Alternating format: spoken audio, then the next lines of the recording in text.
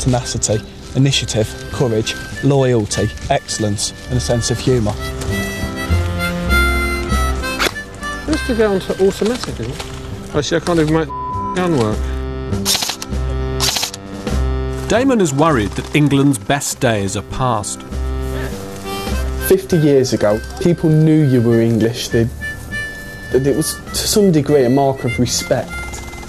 But now, I mean, I don't know whether it's politics or whether it's just the natural course of things, the English are not as respected as they were.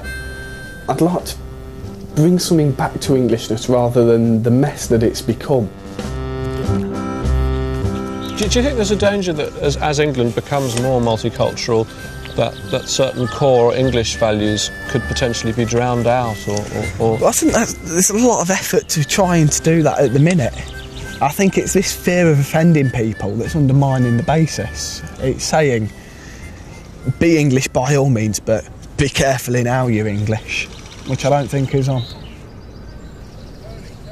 We've always had a lot of immigration though, but before it wasn't making such a large effect on the country, and the people come over here now and they want things just for being here. I don't think it's right that people should be able to walk in through the door, as it were, and say, right, I'm here, where can I get me money? So for you, if you want to be English, if you want to count yourself English, you've got to make a contribution. Yeah. You've got to be part of society. You need to put something in if you want to get something out. It's the same with anything. I'm on my way back south to deliver some more results. To Jane Phillips, the lawyer campaigning to have the English accepted as an ethnic group. Our genetics expert has told me that her Eurotest results are quite unusual. Because what he says is that your Euro DNA breakdown is the most interesting of all of our samples. Oh, that's so sweet of him, isn't it? What makes it really distinctive is the fact that it is very evenly spread. It's the most evenly spread. You have by far the lowest North European score of all of the people that we tested. It's less than half of what might be expected from a typical North European. Right. And you also have by far and away the biggest Middle Eastern score. Right. Of all those we tested, 4 times the average. And he says it's so unusual, it really is very tricky to analyse. Okay.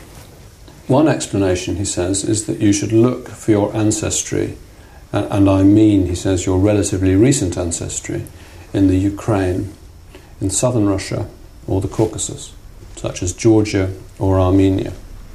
Okay. That would. I think, again, that's not going to come from the English side, that's going to come from the bit of me that comes from Northern Europe. Another possible explanation is that Jane could have some ancestors who were Romany Gypsy. Really? Well, that should surprise the family. Yeah, not that I know them. I mean, and he said if he did a blind tasting of your DNA without knowing anything about you, he would say that this is absolutely the typical DNA of a Romany Gypsy. Well, I'm sure the Romany Gypsies aren't prepared to accept me as a member of their group because I can't trace any of my ancestors back to them. When we first met, we met at Battle. We did. And you talked about your very strong sense of affinity with the pre-1066 Anglo-Saxons, and you talked about our ground zero. Yeah. Does your own DNA revelation or surprise, does it make you feel any less strong an affinity with that group of Anglo-Saxon people? No, again, I'm a classic example of integrational politics here, because first of all, not all my DNA is Romany Gypsy. I will definitely have Northern European ancestry, and I've certainly got English ancestry. It's just more mixed than most. Regardless of your politics, as it were, and your mission, don't you think it's quite romantic to have such mixed and interesting DNA? Probably why I love the song Gypsies, Tramps and Thieves. We hear it from the people. Yeah, I could imagine some probably, because let's face it, I think that the English part of me, and it's only a belief,